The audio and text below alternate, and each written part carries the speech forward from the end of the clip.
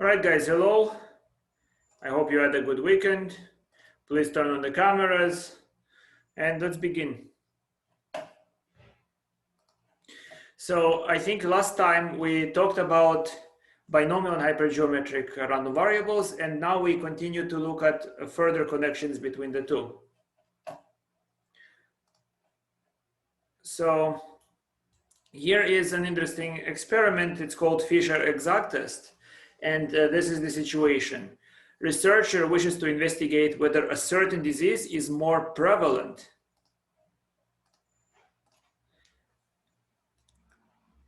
among men than among women. A random sample of n women and m men is gathered, and each person is tested for the disease. For instance, color blindness, guys. Is color blindness more prevalent among men or among women? Right? So, and let's say we have no inference. We don't know how it's spread or the mechanism. We just want to use statistics to understand that situation. So then we have X will be the number of women who have the disease, and Y the number of men who have the disease. So we test them. So then X is a binomial random variable with parameters n and p, and p1 to be precise, right? Because we don't know that the probability of catching somebody with a disease among men or women, they are the same. We don't know that. Okay, so X is n p1 and Y is m and p2. Okay, where p2 is the probability that a man, just randomly picked men, will have this given disease that we're studying.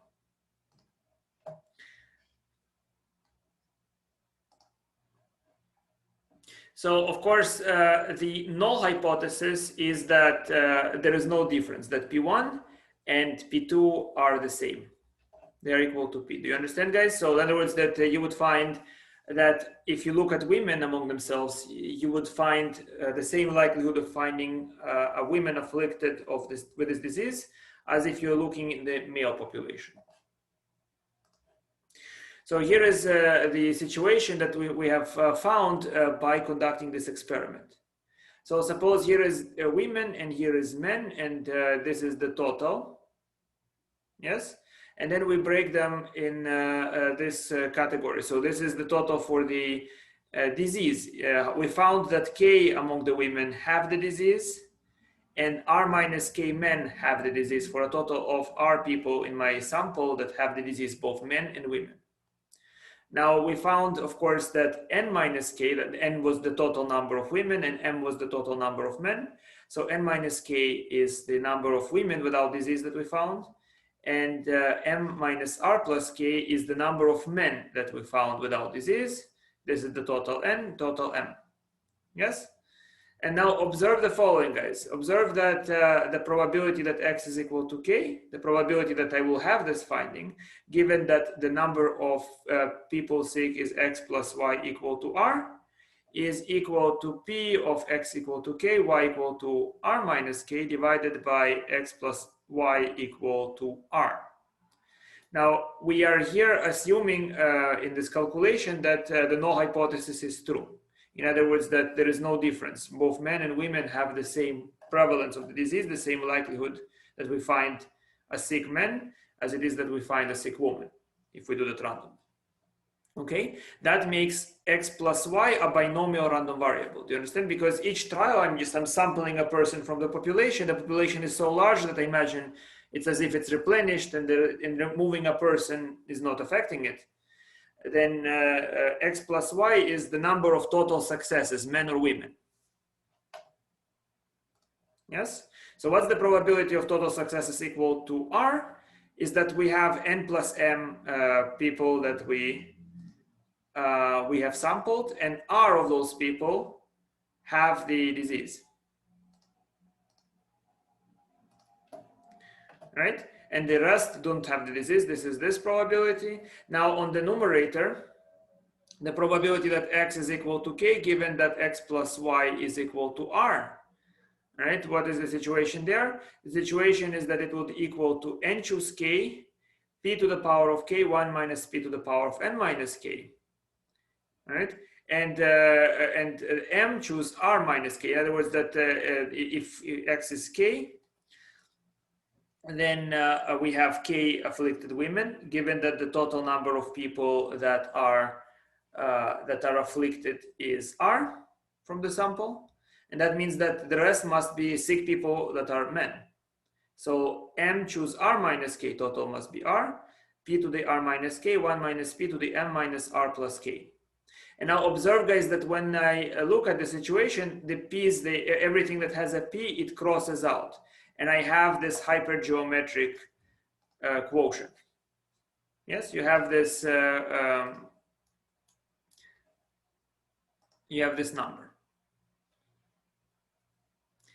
So that eliminates this hypergeometric probability eliminates the unknown probability P from the calculation in its entirety. Okay, so let's try to see what is the situation in this one example. So by a concrete example, we have here is women, here are men, and we have diseased and not diseased. And suppose that we have altogether gathered 10 diseased people, 9 are women and 1 is a man. Not diseased are 3 women and 11 men. So you can see that the sample of women and the sample of men is the same size, 12. So altogether we have 24 individuals. 10 of the individuals are sick, 14 of the individuals are not sick, and this is the way the not sick individuals are distributed. If women and men are equally likely to suffer from the disease, what is the probability of observing 9 sick women out of a total of 10 sick individuals in a sample of 24? Okay, so you understand, guys, what I'm saying, right? So we have observed 10 sick individuals, and we happen to notice that 9 of those out of 10 are women. How likely would that be the observation if the disease is equally likely afflicting men or women?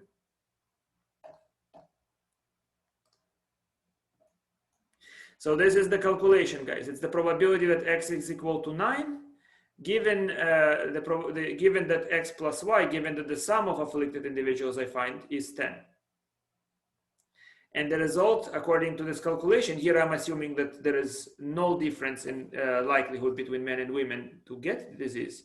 Then I get 12 choose 9, 12 choose 1 divided by 24 choose 10, and I get a probability of 0.001. In other words, 1 out of 1,000. You see, this observation will be made as 1 in 1,000 if the probabilities are the same. So if the idea is this, guys, is that if this probability is very, very low and yet we made this observation, that is making the hypothesis that the disease does not affect women and men equally likely. Are you with me? I hope I haven't lost you completely. I'm a bit tired today, and yes, and out of my wits. But yes, so you understand, guys, the idea. Right, so we just calculated it in general, is that if we assume that each individual is afflicted with disease independently with probability P, we have this calculation, and this calculation eliminates that unknown P, because you have this two problems. On one hand, I do not know if the disease affects the different populations equally. On the other hand, even if it does affect the different populations equally, maybe I still don't know the probability with which an individual might be discovered to be sick. Yes? So doing this calculation, doing this test, it eliminates this entire distribution, makes a bunch of binomial distribution into hypergeometric. And this calculation is totally void of P's. And if this number happens to be a small number, then that might be an indication that this P is not equal for women and men, for instance, or not equal for the two populations. Good?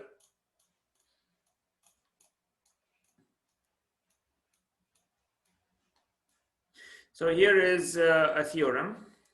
If X is binomial random variable with parameters N and P, and y is binomial with parameters m and p, then the conditional distribution of x, given that x plus y is equal to r, is hypergeometric with parameters n, m, and r.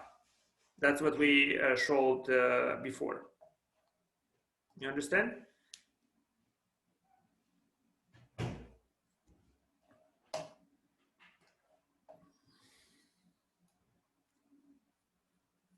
I'm sorry, could you just remind me what N, M, and R mean when you're... Well, I mean, when a hypergeometric, n is the number of desired outcomes from the sample, m is the number of undesired, and r is the size of sample. Okay, right? So this is all the objects that I want to gather. This is all the objects I don't want to gather, and this is the size of my sample. Okay. So in this case, what it means for the analogy of men and women. So you have two tags, right? One tag is sampled. In this case, the sampled means sick. In this case, sampled is the same as sick. It's R, right? And then you have men or woman, right? Man or woman. So this is what this is standing here for. So any makes sense, or anything else I need to add to it? If you're given the parameters of a hypergeometric variable, would you also be given the probabilities? What? Like, what? So what is a hypergeometric random variable? It means that you have each individual, we have a total of n plus m individuals, you see?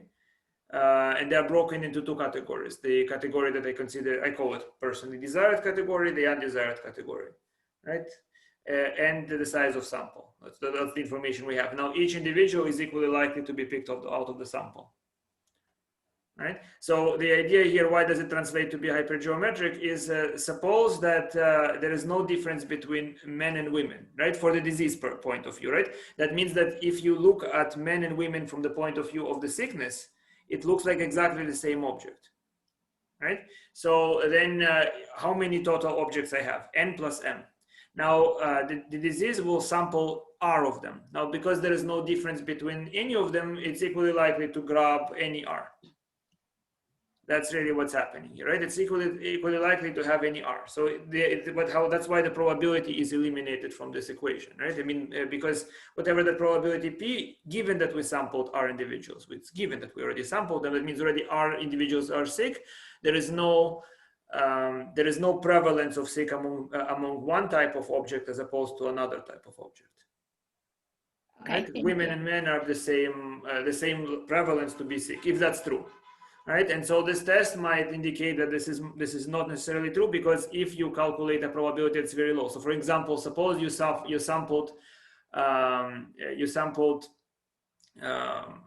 let's say, 2,000 people, 1,000 men and 1,000 women, right? And you see that 1,000 of them are sick, and 999 are men, for instance, right, of the sick people. So then you think, okay, then it seems that there is a bias, right? It seems that men are more likely to be sick with this disease, right? And how would that be indicated probabilistically is that if you assume that there was no bias, if you assume that the sample was fair, then the probability you will get, it would be very low, right? Because this disease, if it samples fairly among men and women, it doesn't play favorites. Then if it happened accidentally to sample 999 men and 1 woman, then the probability of that happening would be very low. So you then have observed a very low probability. That's how you do anything. That's how you do DNA tests. If it's how do I know this is the father? Because if the DNA of this child, if the DNA of the child matches the DNA of the father with that accuracy, right, by accident, in other words, this is just a random person, it is accidental match, it's extremely low, right? So when you say this is a 1 in 10 million chance or 1 in a billion chance, the smaller the number, the less you believe that it was accidental. Because if it's accidental, you have observed a miracle, a very rare event, in essence. That's the idea of this test. So of course, how to judge? I mean, it just gives you a sense, because you see, is this enough to believe that it's not impossible? This means that if in this example that I gave here of 12 women and 12 men, and exactly 9 of the women are sick out of total of 10. You see here we have total of 10 sick, and the sickness is distributed more to the women. Right? If that happened based on this calculation, you see that this possibility is, if it's fairly distributed disease, then you're witnessing an event that is likely to be witnessed with probability 1 out of 1,000. Yeah.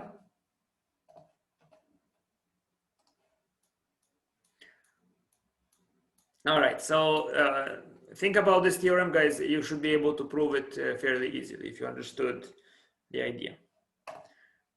And then we have the following observation. If X is a hypergeometric with parameters W, B, and N, and the number N, which is W plus B, goes to infinity in such a way that the probability of the ratio of W to W plus B remains fixed, and then the probability mass function of X converges to that of the binomial distribution with parameters NP, which is of course another thing that we implicitly used when we sampled the population and said that the distribution is binomial. If the population is huge, we pretend that the population is infinite. So removing individuals from the population does not affect the probability of removing further individuals with the same characteristic from the population, right? Which is technically speaking not true. If I am sampling albinos in a particular population in Africa, if I remove one albino, that makes fewer albinos remaining in that population, right? But if the population is infinite, then or approaches infinity, then this removal is essentially not noticed. Good. So this is basically saying that hypergeometric, in which the total number of elements that can be sampled is huge, and where the ratio of desired elements to be sampled to total number is fixed, a particular number, you see. So then it's essentially a binomial distribution. And let's see what it means. So suppose that I have W white balls and B black balls altogether, and I want to know the probability of sampling K black balls. So by the distribution, it's W choose K, B choose N minus K. Yes?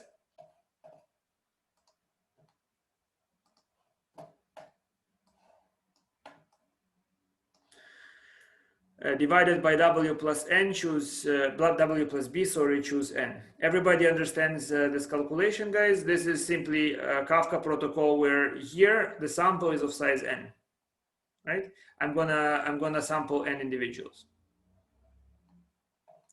And out of the sample, I want to see K of them being white balls. So that's W choose K times the remaining elements of the sample not white balls. So it's B choose N minus K. That's the probability. And here, guys, recall, I can convert it into an entirely different different ratio, right? Where, what do I do here? I sweep or I swap the notion of what was randomly done, right? So you should think of the hypergeometric distribution as assigning each object 2 labels. One label is, let's say, in this case, white. Another label is sampled. Okay, so if you need to sample randomly a size N, you can do it in two ways. Either you first have blank balls, and then you sample them non-randomly. So you sample them, those white balls non-randomly. So first, second, third, fourth, all the way to the nth. So the sampling sampling stamping is done non-randomly, and then the coloring is done randomly. You understand? I spoke about it in the last class, but I have a feeling that you all forgot about it, correct? Yes, obviously. Let me try again.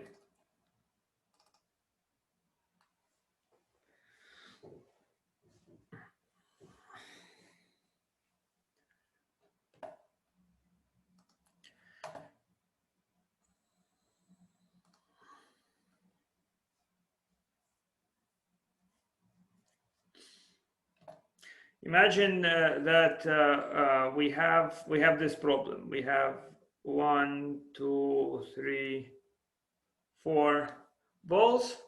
Let's actually have them 5. So it's 1, 2, 3, 4, 5, and 2 of them are black, 3 of them are white. Yes. Now we want the distribution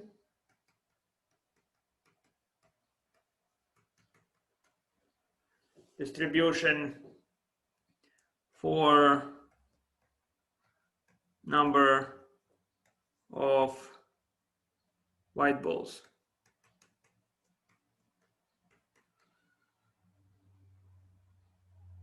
In a sample of 3. Yes, I can view this distribution. First of all, this is the hypergeometric distribution where the white balls that I need to collect is 3, the black balls is 2, and the sample is 3 here. That's the parameters. The parameters here. You see. So far clear. The hypergeometric lists how many objects I have that I'm trying to collect, that I want to collect. How many times am I supposed to collect? Essentially, the numbers that are needed, especially, is this number and that number. This is how many total objects that correspond to desired outcome, and the last number is how many times am I able to sample. Okay. So this is a label which I call white, and this is a label which we call sampled. Okay, so if I'm sampling it randomly, guys, what am I truly doing, guys? If you think about it abstractly, I am assigning those balls to labels. Okay, so I'm assigning all the balls that I have. I'm essentially assigning on some of them labels. If it says a ball was not assigned the label W, then the ball is black. Yes. If the ball was not assigned the label S, the ball has not been picked. You agree? No, that's just an example. Sample is not equal to 5. I just said the total, the population is 5 balls, not the sample 5. Sample is 3. Okay, that's how many I will sample. So here is method 1. So I can calculate probability that X is equal to K. In other words, that I sampled K white balls, where K, of course, can be what? K, number of sampled balls, can be 1, 2, or can be 1, 2, 3, or 0. I mean, actually, it cannot be 0 since I'm going to sample 3. It would have to be 1, 2, or 3. So 0 would have 0 probability. Yes. So far, good. So here is one way I can calculate this probability. Probability X is equal to K means I can take how many, so I sampled 3. So how many white balls, so that's how many white balls, choose K. Which of the, see, if I picked K white balls, of those white balls, 1, 2, 3, of them, which particular K have I chosen? Times the total number, right? So that would be, well, we can just say the black balls. This is, you can consider it a black ball. Black ball choose N minus K, N is the sample, divided by W plus B, choose N, which in our case happens to be what? It happens to be 3, choose K, times 2, choose 3 minus K, divided by 5, choose 3. Before I continue, do you understand? I want a consensus. You understand, guys? It's now, we're deep in the semester. It's a difficult topic. So 3 choose K. In other words, which of the 3 white balls have I picked? Given if I pick K of them, this numerator, if you remember back to the beginning of the semester, is my Kafka protocol for success. Suppose I successfully sampled K white balls, which means that since my sample is of size 3, I took 3 choose K. This is the particular K out of the 3 that I picked, and out of the ones that are not labeled as white, I pick the 3 minus K, because altogether the sample must be 3. K plus 3 minus K is 3. 5 choose 3. So what happened from the point of view of mathematics here, guys, is that the label of balls as white was not random. In other words, this is white, this is white, this is white. It was not random. Sampling was random.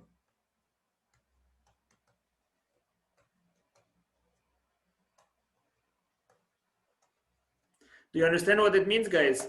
So what it means to sample, you see, I have the labels W, W, W, and let's say basically, let's for a moment assume that K is equal to 2. So K is equal to 2. So, okay. So that means that I sampled exactly 2 white balls. Okay. So how did I do that? What happened here is, you see, the W labels are not random. So I sampled 2, so maybe I would say this was sampled, and this was sampled. So 1, 3, and 4 was sampled. Do you see? So the W's are here all together, but the red sample is assigned randomly, right? Exactly 3 balls will be assigned the letter S to indicate that they were the ones that were selected. Are you with me? Do you see what I mean? The 2 labels, right? So you have the W label on some of them. You have 3 balls carrying the W label, and 3 balls carry the sample label. Okay. Now, when I say X is equal to 2, what do I mean mathematically? I mean that in the overlap, there are exactly 2 balls that carry both labels. Do you see the 2 balls that carry both labels? Here they are. Exactly 2 balls carry both labels. Here is 1, here is 2. So far clear? You have to understand the 2 label thing to understand the other idea that I'm pushing. Now here is one way to calculate it, guys. Now I'm going to try to explain to you what it is to do that in a slightly less intuitive way, but that gives us different and very useful formulas. On the other hand, I can say we can assign sample label as non-randomly, and then assign W randomly. What does it look like now? So we have 5 balls, guys. So here is 1 ball, here is another, 3rd, 4th, 5th, okay? So I am going to assign sampled. So this is for sampled, sampled, sampled. You understand? I sampled the balls non-randomly, and then I decide randomly which of them are going to be white.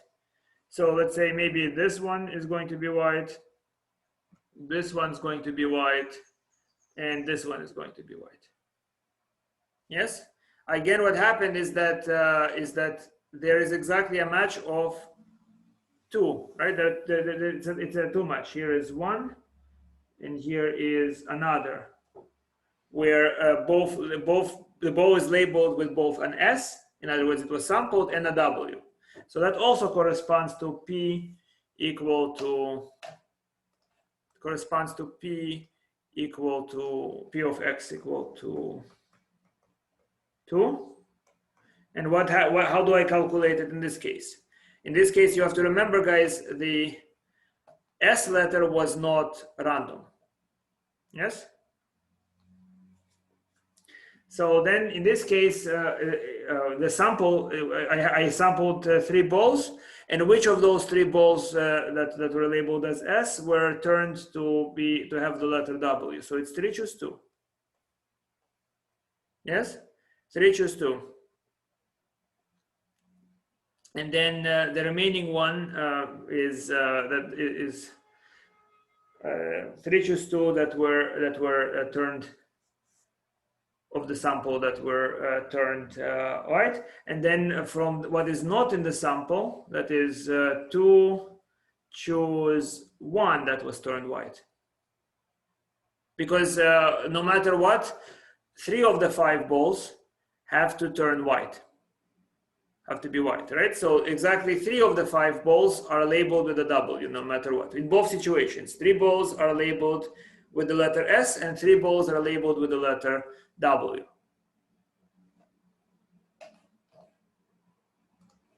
Yes, so X equal to 2 can be written as 3 choose 2, 2 choose 1, divided by altogether, let's see, right? Which of the, any 3 of the 5 balls can be labeled as the letter W. So divided by 5 choose 3 gives you the same result.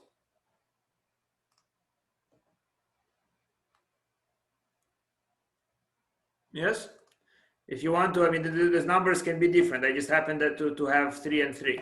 If the numbers were not 3 and 3, the formula would look even more different. Do you need more explanation, or do you understand? Confirm, guys, if you understand. It's very important. Fully understand. You see what happened here. So I achieved the same situation by either thinking that sampling is random, or by thinking that it's like this, guys. It's very poetic. Is that once you grab some objects, that all of them, the objects that you grabbed and the object you haven't grabbed, turn to have the particular proportion, right?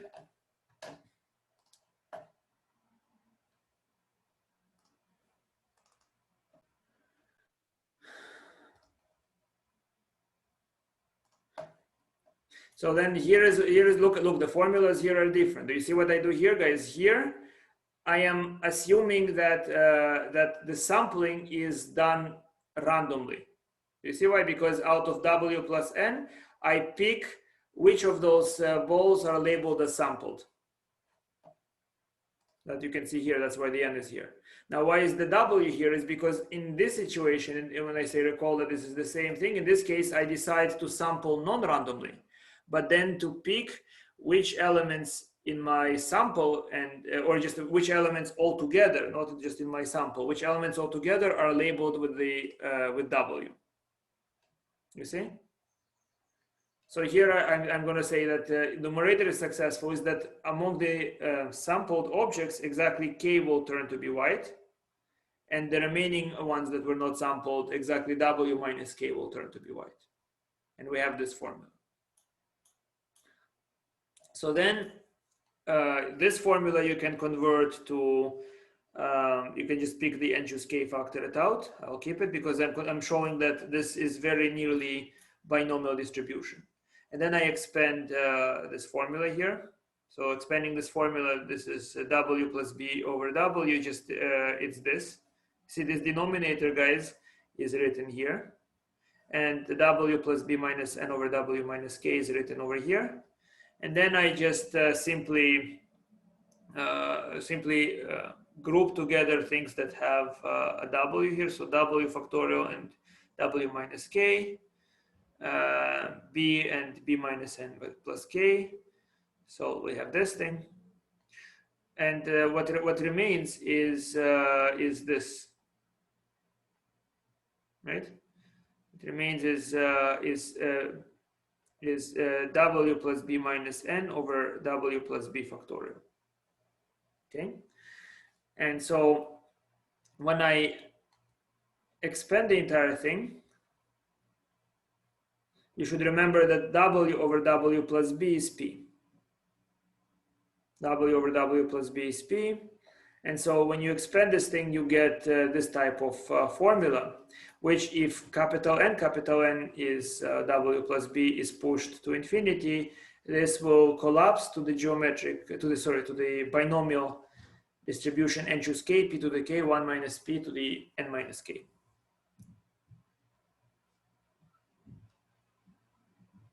So this is just something that intuitively, without any calculation, is clear that should happen. Is that if you have a huge population, then removing objects from the population will not affect the distribution.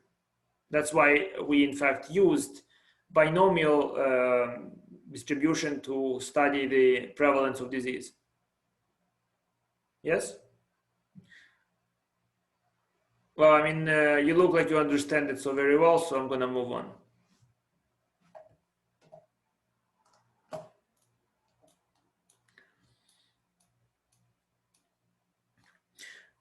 Well, let's talk about geometric and negative binomial random variables. So a sequence of independent Bernoulli trials is run until a first success occurs. Each trial has probability of success, P. Let X be the number of failures before first success. Then X has the geometric distribution, okay? We count how many failures before the first success. It's a very useful distribution for many of you guys, right? As you know, you have to be tough.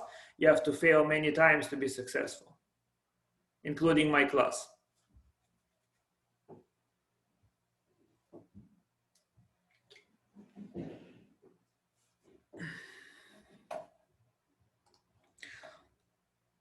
So first of all, the probability that we have k failures before first success is 1 minus p is the number, it means that first trial was unsuccessful, second trial was unsuccessful, all the way to the kth trial was unsuccessful, and the one afterwards was a success. Do you see?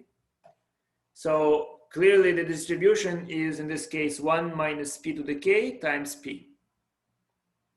So far so good, guys. Confirm if it is. Everything understandable?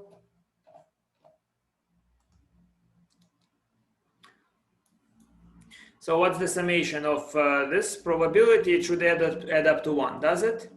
Well, let's see. If I might have had 0 failures, in other words, success was right away, or all the way to approaching infinity, right? I might have to wait through infinitely many failures to achieve my first success. So what do I have? I have this infinite series, 1 minus p to the k times p. And this infinite series adds up to 1 over 1 minus 1 over p times p, which simplifies to 1. So now we can mention briefly what is the cumulative distribution of x. Cumulative distribution, if you remember, guys, is let's say what's the if given x, what's the probability that I will incur x failures or less. So it's summation all the way to x. So clearly I cannot have a half a failure, right?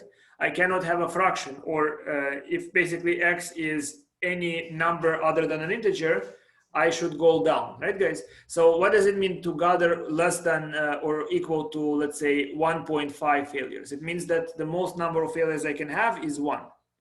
Do you agree? Which means that right away, when I take this x, I can use the floor function. You see what the floor function does, guys? It brings the number to the nearest integer. It drops it down. It's like if you are suspended between one floor and another floor, you will be dropped and taken by gravity to the closest floor below you. You agree? You should try that, you know, just suspend yourself in mid-air between, let's say, floor 7 and floor 6. And where do you fall? You will fall down to floor number 6. And hopefully not on your head. So yes, so that's the floor function, guys. So for instance, what is let's just confirm, guys, what is the floor function? What is this symbol, this bracket parenthesis of, let's say, 1.7? What's floor of 1.7? Please write in the comments to be sure that you understand. Very good. You fall to floor number 1. What is 10.001? Yes, of course, it's just 10. What is floor of minus 1.3?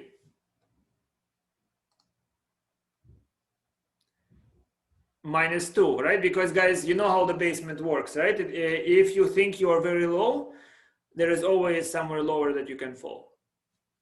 Don't forget that, right? So if you are at minus 1.5, then you can fall down to minus 2. That would be your floor. Good. So that's what this function is supposed to be doing. This thing is just right away telling us that, well, if I'm gathering failures, I do not need to look at the failure x so much as I need to look to the failure, to the integer failure right below x.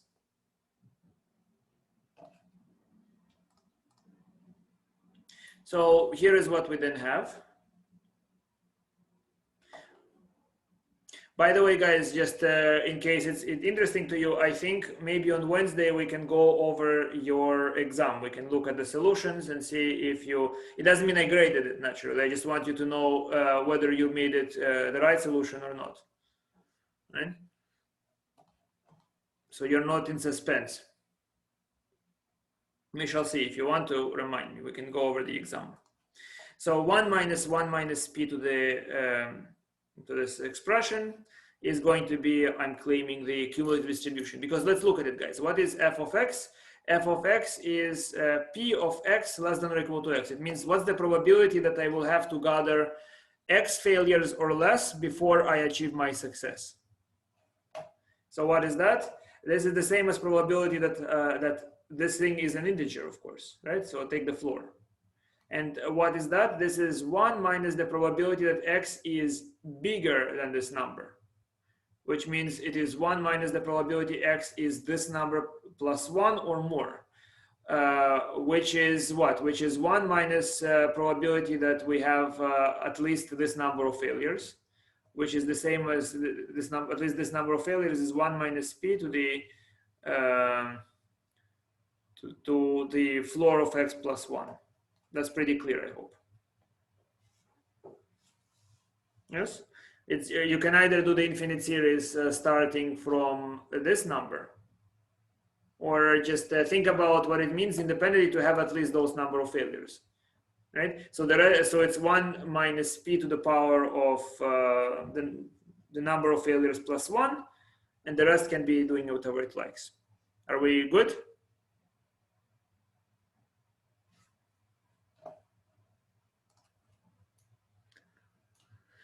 Now we're going to calculate expected value and variance of a geometric random variable. Maybe before I do the calculation, you help me, guys.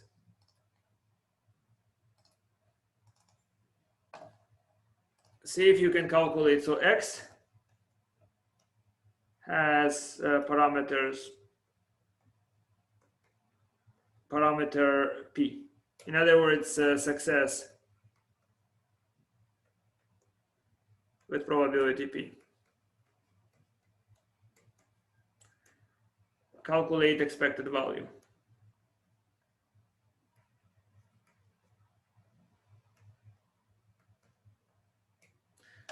Understood what you have to do, guys? So x is the number of errors, so the number of failures that you do, where each time you play the game, you either have a success or a failure. The success is with probability p. How many errors on average will you gather? Maybe you can even answer this question without doing any calculations. You follow, guys? How many failures do you think you will have on average?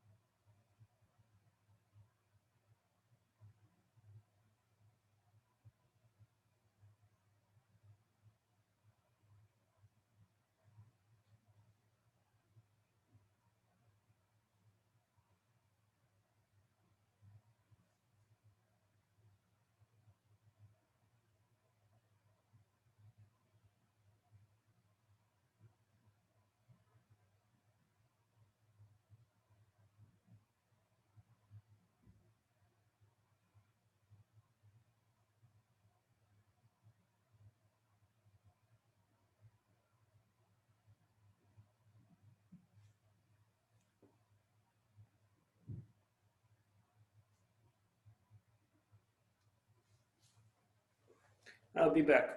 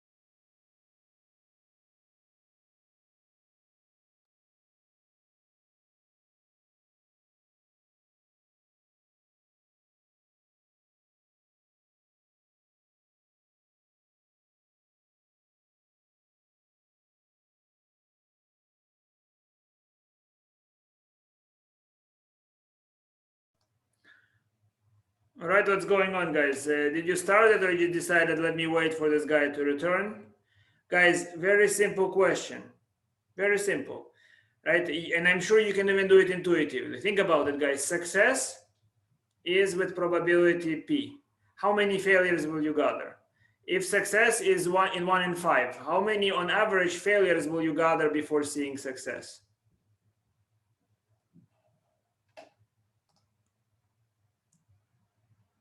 Okay, N, what is N, Sarah? There is no N in this question. Was it Sarah? I'm sorry, I'm not sure. Was it Sarah? Yes, Sarah, yes. N, there is no N. You continue playing this game until you get a success. 1 minus P, interesting, maybe. How many failures on average will you gather? Guys, think about it this way. Suppose guys, you studied so well for my test. I mean, my tests are never multiple choice, but let's say my test is a multiple choice, right? So let's say you study so very well that you can answer each question randomly. That's pretty much all you can do, right?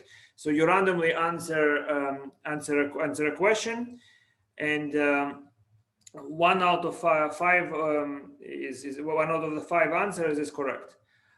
So how many questions do you have to answer before the first success on average, right? So if you continue answering the first question, third question, fourth question, on average, how many questions will you answer incorrectly until the first question that would be correct?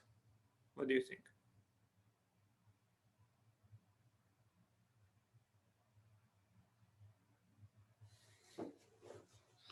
If you have 1 in 5, right? So 1 in 5 success. You see, so so that the answer should be 1 over 5, right? So so we are predicting that expected value of x. Let's see if we are right. Is going to be 1 over p, right? In other words, that's how many failures we should gather, right? So if the probability of success is 1 out of 5, then that means we will just have 5 mistakes, and then we'll have a correct solution. Yes, let's see. I mean, very close to that if I'm mistaken. Let's now try to calculate it directly, guys. So x is the number of failures. So the expected value of x is this series. Are you ready? It's the series k equal to 0. In other words, I made 0 mistakes all the way to infinity. K 1 minus p is the probability of failure to the power of k times p. So far, good? Formula clear, guys? You understand where the k comes from? The k is, let's say, what's the probability I make k mistakes? This is that series. And of course, I can, because it's at 0, I might as well start it at 1. So it's this.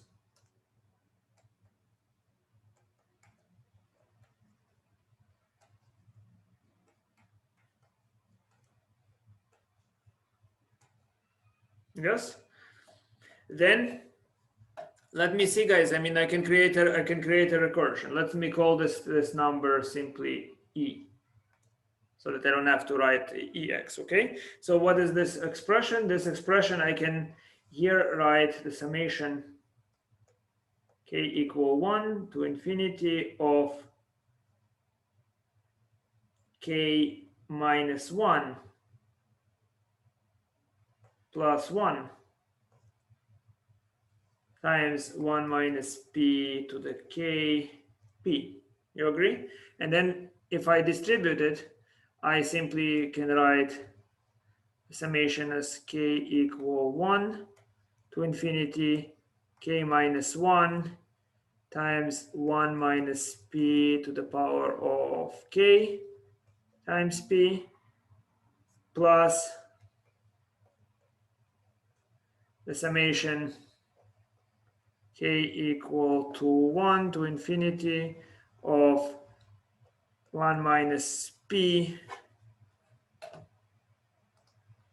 to the power of kp. Are you with me? I just broke the number k into k minus 1 plus 1, right? So I just broke the number here. And then I distribute here and here, very simply.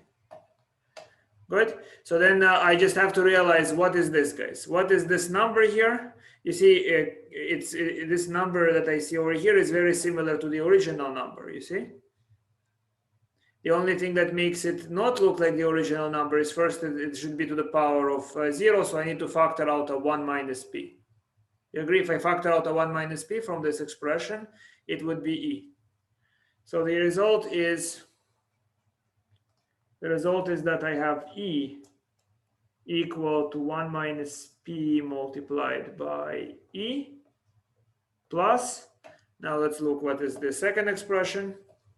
The second expression, it's from 1 to infinity. So here, I also need to factor out a 1 minus p. And then what I get is 1, right? So this is just plus 1 minus p.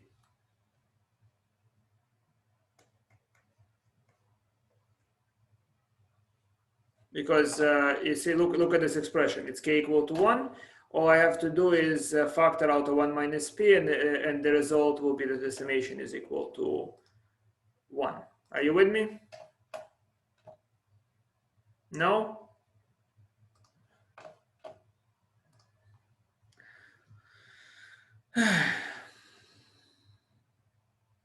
Look at the summation, guys.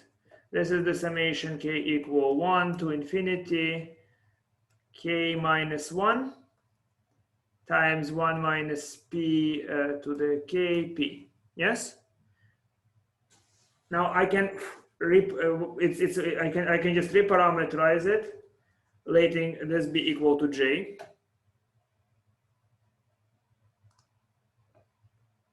This is j. So the result is what? So then to make the power also equal to j, I need to factor a 1 minus p.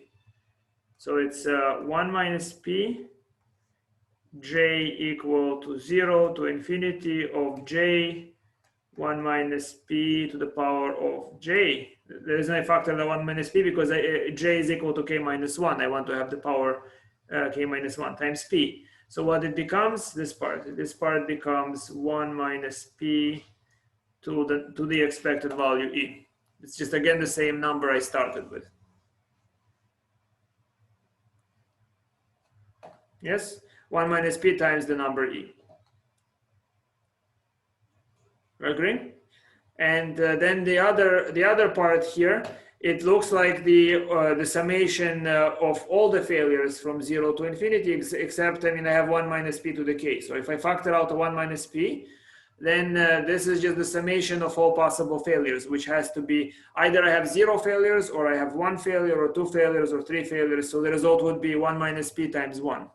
So this summation is just 1 minus p. This is what I should get. Okay, so that means that this equation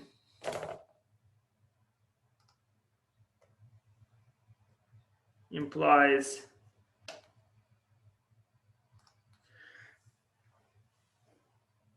well, look at it. I can move this across, and I have what? I have that 1 minus 1 minus p, yes, times e is equal to 1 minus p. And so what do we have here? So we have that p times e is equal to 1 minus p. I made a small mistake. I said 1 over p. I think the answer is actually e equal to 1 minus p divided by p. So I think I told you 1 over p, but I was slightly off. It is 1 minus p divided by p. It's good that I verified.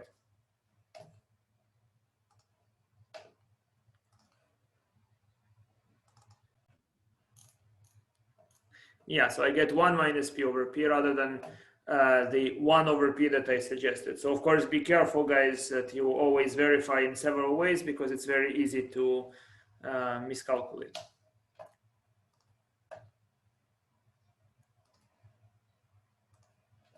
Now we can calculate by the same idea. We can calculate the expected value of x squared. We want to calculate the variance. You see, guys? So the expected number of failures is the probability of failure divided by probability of success. That would be the expected number of failures before first success.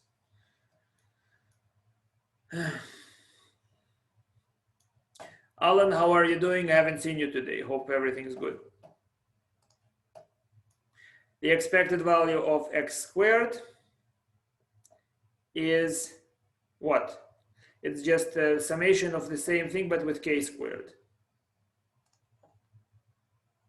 So then I can do the same expansion. You see, I just take k minus 1 plus 1 squared, expand it, and I have this quadratic formula, which upon simplifying, guys, I hope you understand the idea. I have 1 minus p times the expected value of x squared plus 2 times something the expected value of x plus 1 minus p.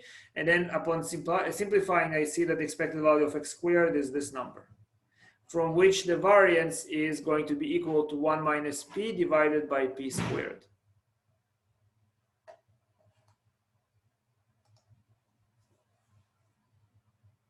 It's just a calculation. Do you understand the idea? Yes? The idea is just same exact expansion, but now we also know the expected value. So I know what it would be to consider k minus 1 times this expression. So then the variance ends up being failure divided by probability squared.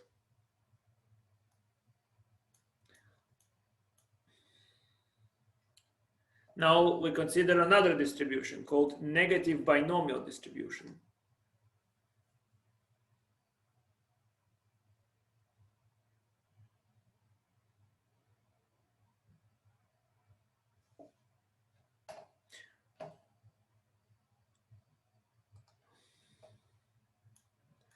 So in a negative binomial distribution, we consider the following. So suppose that in a sequence of independent Bernoulli trials, we have each individual trial has a probability p of success.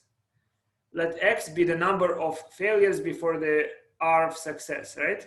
And let's suppose that this means x equal to n. You understand, guys, what we're talking about? So here, negative binomial trials means that we want to know how many failures before not first success. It's a generalization of a geometric variable, right?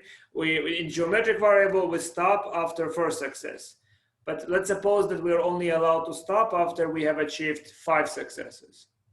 You understand? So this new distribution is a generalization of the geometric random variable. Clear? You see why, right? So, I mean, I don't remember the names immediately. Geometric, I kind of remember, but negative binomial, I never remember the names. But what is the idea of this variable is that you are going to wait until you get r successes, and then you can stop. And then you want to know how many failures you gathered. The probability that you will gather n failures means the following, guys. Means what? How many, guys, suppose that you gathered n failures.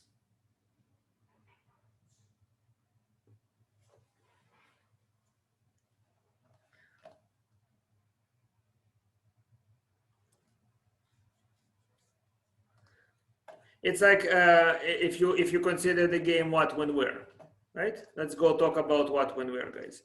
How many successes do you gather to stop the game of what, when, where?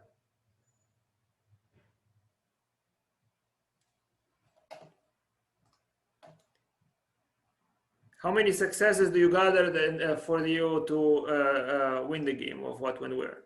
So the answer is 6, guys. You have to gather 6 successes. You have to answer 6 questions correctly to end the game what, when, where, okay? So what, when, where?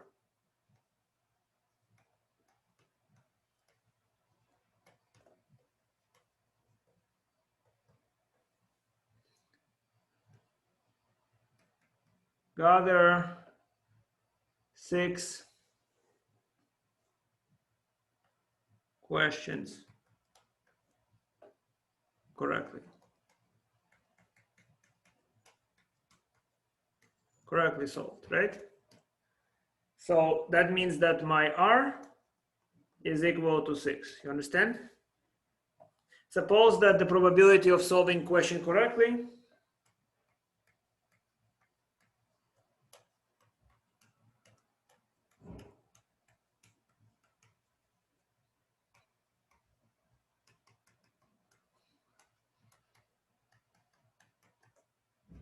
is something like 610. In other words, this team is, or simply just you can write 0.6, okay? This team solves a question correctly with probability 0.6, okay?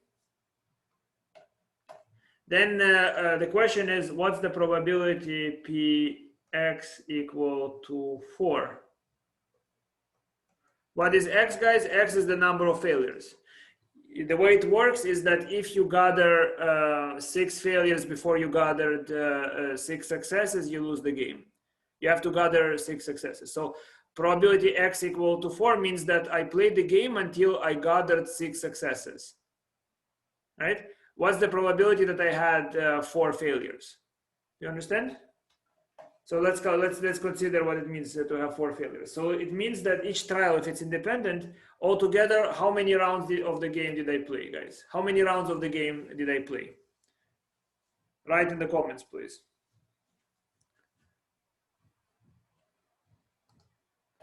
Well, exactly, 10 rounds of the game. 10 questions. Do you see why 10? Because we have four failures and 6 successes. The last round had to be a success, because as soon as you gathered 6 successes, game is over, game is done. Good. So that means, guys, what? That means that we have altogether 4 failures plus 6 successes minus 1. I'm writing it so that you see the formula R minus 1. Yes, 4 failures plus 6 successes minus 1. Those number, you can decide which of them are going to be failures. You agree? Only those can be failures, because the last round had to be a success. It terminated the game. So which of those are failures? 4 of them. That's where this number is. So this is how it's distributed. So this is all the possibilities. And then the probability that I gathered exactly 4 failures is 1 minus 6 over 10 to the power of 4. And and of course that I gathered 6 successes is 6 over 10 to the power of 6. This is a negative binomial distribution here. Good. So the general formula therefore is what? The general formula is if the probability of success is P. Why is it 9 choose 5? Well, did I say 9 choose 5? I said 9 choose, I used 4. You can use 5 if you want to, but I don't think I did. I said 9 choose 4. It's the same as 9 choose 5. Yes, R is 6, but I don't have a choice for the last round. Think about it, right? You can only gather failures until the R success has been achieved. You understand? So as soon as the last success is achieved, you're never gathering. So if you gathered exactly 4 failures, right? What does it mean? You gathered exactly 4 failures. Think about it, right? That means the others were successes, because you continue until you have you always continue until you have exactly 6 successes, which means the thing that stopped your game is the last success. The 6th success stopped your game, so it had to occur on the last round. So there is no choice about it. The last round is a success. Yes, for now. The very last round is success. So I only have a choice for the next. Yes, for the previous 4 plus 6 trials, right? The 4 plus 6 minus 1 is the 9 prior trials. They are not determined. I just know that 5 of them are successes and 4 of them are failures.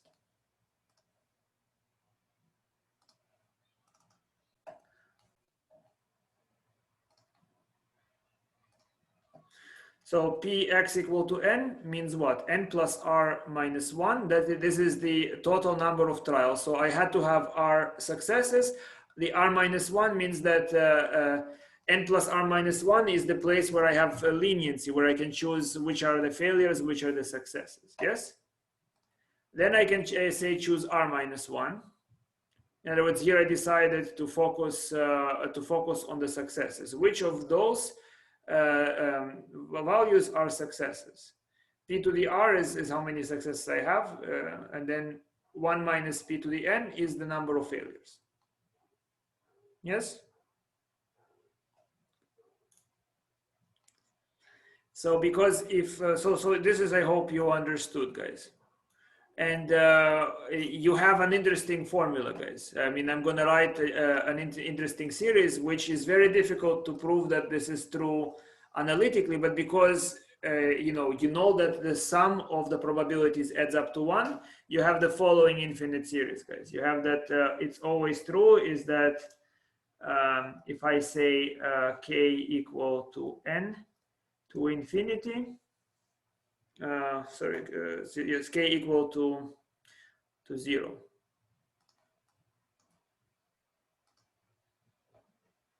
K from 0 to infinity of n of k plus r minus 1. Choose r minus 1. P to the r 1 minus p to the power of k.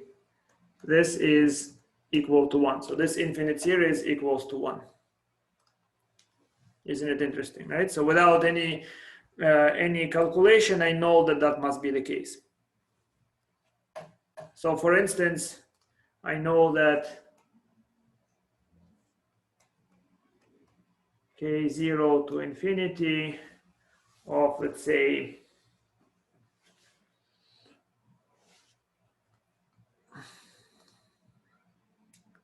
this is called negative binomial, right? So this particular distribution. So k equal to 0 to infinity of k plus 4, choose 4.